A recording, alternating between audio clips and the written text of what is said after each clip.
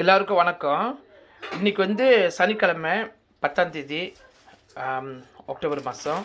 இன்றைக்கி வந்து நான் வந்து அப்பம்பாலின்ற ஒரு பலகாரத்தை வந்து எப்படி செய்யணும்னு நான் உங்களுக்கு காட்டுறேன். அப்பம்பாலின்றது வந்து ஒரு மலேசியர் பலகாரம், வந்து ஒரு ஸ்நாக்கு.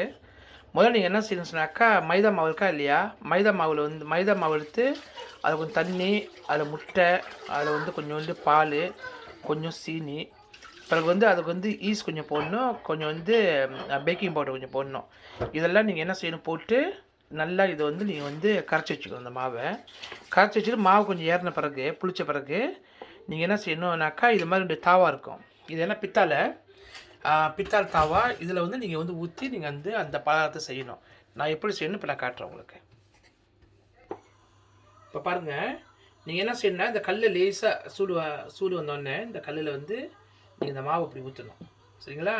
இப்படி ஊற்றி இந்த சைடெல்லாம் கொஞ்சம் வந்து கொண்டு வாங்க மாவை. ஆனால் ரொம்ப மேலே கொண்டு வந்துடாதீங்க, கொஞ்சம். சரிங்களா?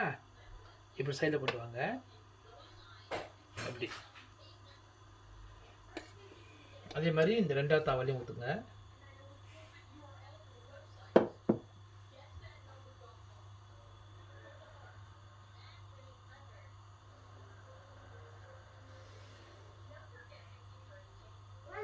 இந்த சைடில் லேசாக படுற மாதிரி செய்யுங்க, அழகாக இருக்கும்.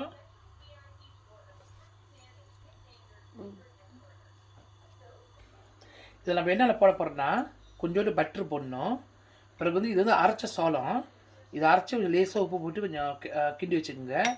பிறகு வந்து ப்ரௌன் சுகர், வெள்ளை சுகர் பாய்க்காதீங்க, ப்ரௌன் சுகரு. பிறகு வந்து இது வந்து கடலை, இது வந்து பீனட்ஸு. இந்த கடலையை வந்து வறுத்து நல்லா கொஞ்சம் அரைச்சி வச்சுங்க. இது மாதிரி அரைச்சி வச்சுங்க. இதுதான் நம்ம அதை போட போகிறோம். முதல்ல நம்ம என்ன செய்கிறோம், இந்த கடலையில் இப்படி போடுறோம். இப்படி கடலை போடுறோம். சூடு வந்து ரொம்ப வைக்காதீங்க, லேசாக வைங்க சூடு.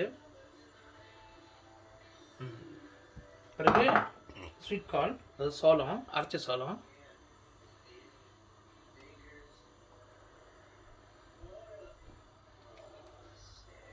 இதை கொஞ்சம் போடுங்க.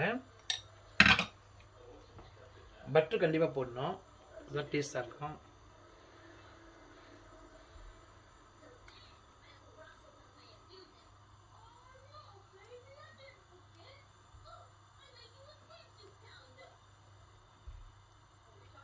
பட்டர் கூட போடுறவங்க கூட போடுங்க, குறைச்சி போடுறவங்க குறைச்சி போட்டுக்கலாம்.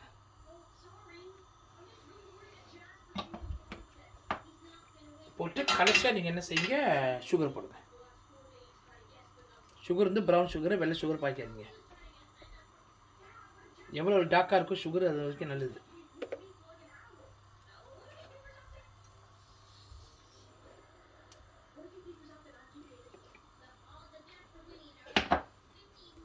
போட்டு கொஞ்சம் லேசாக அப்படி லேசாக தள்ளி விடுங்க.